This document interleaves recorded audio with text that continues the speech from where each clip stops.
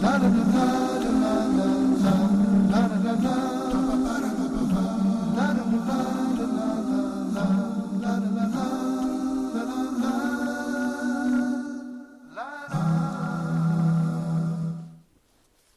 to this episode of Face Islam. We want to talk today about the subject of Hijamah. In some parts of the world, Muslims pronounce it Hijamah, and I think you know what I'm talking about in Egypt. But is it what some people claim bloodletting? Is this some kind of a barbaric act for spreading blood around? It causes, people to become anemic and things like that. Is it a dangerous thing, or is it something in Islam?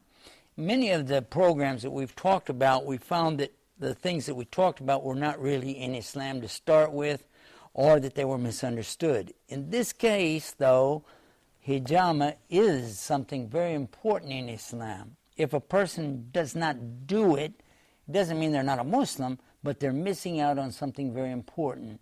Our Prophet Muhammad, peace be upon him, is reported to have told us how critically important it is to all of us to do this Hijamah.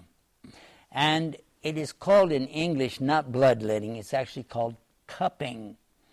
The idea is to lightly pierce the top layer of the skin. They use a razor blade for it. And of course somebody has to know what they're doing. You don't just listen to this program and run out and do it. And then they have a device that they put over that will pull the oxygen out of here and pull up the blood to the surface, and then it brings a lot of poison out with it. Now, I've watched it with my own eyes, and I've seen it happen, and I know it brings out poison. I even had it done to myself once to just get an idea for it, and felt really good afterwards. Our Prophet, peace be upon him, used to have it done regularly. He encouraged all the Muslims to do it on a regular basis. There are some other things that go along with it. I insist that you explore this before doing it if you don't know about this. Find out more from the Quran and the Sunnah about obeying the Prophet ﷺ and knowing how important this is, all right? But now I want to come to another part of the subject of cupping. You may not know this, but when I discovered it, I was so amazed. I had to do a lot of research just to convince myself that I was really reading a fact. You see, this has been a part of Islam for over 1,400 years. Back at the time of the Middle Ages, also called the Dark Ages, when there was the Black Plague or Black Death going all across Europe, people were literally dying by the tens of thousands, so much so there was not even time to bury them. They were throwing them on ox carts. Their bodies were stacked up like logs. They could not understand why the people were dying like they were. Some things that came from Islam, though, helped pull them out of this situation. Many folks today don't know about it or refuse to acknowledge it, but the fact is, in those days, the Europeans used to send their youth to be highly educated in Muslim Spain, in Andalus, in Cordoba, and in those days, the universities of Islam showed the medical triumphs that they had made, the latest in laboratory studies that they had, some of which had been used up until the last century, by the way. And one of those things that they had was cupping. And they took this idea back to their people and began to remove poisons from their bodies with cupping. Another thing that they took back with them was the idea of washing and cleaning ourselves the way Muslims do.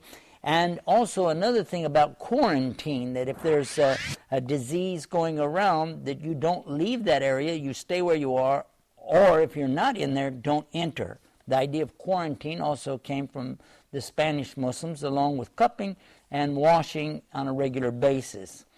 These combination, and along with some medical treatment, helped stop the Black Death, the Black Plague of Europe. And by the way, the ones who did it put a sign out front so you would know this is the guy who does the cupping. And what they did, they put red stripes on a pole, a white pole with red stripes, and the guy used the razor that we were talking about, and he would do this cupping. Now, while people were there, some of them would like him to remove hair, and he would also shave their face, shave their head, whatever they wanted, and then he would also do some hair cutting. And we're talking about the barber. So the barber pole that we know today, with a red stripe going around it, actually has its origin in the days of cupping in Europe. Thought you might like to know that.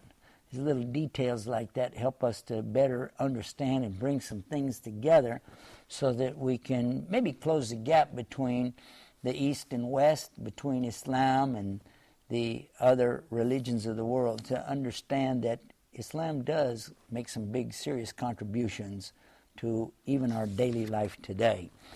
To come back to our subject of hijamah, there are certain times that the Prophet ﷺ liked to do that, on certain days.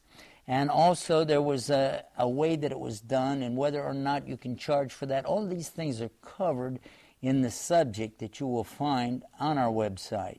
Our website, faceislam.com, is there for you and anybody else. Whether they're Muslim or not, we welcome everybody to go and read, search, and find out more about real Islam. Well, that's it for Face Islam. Until next time, salam, peace.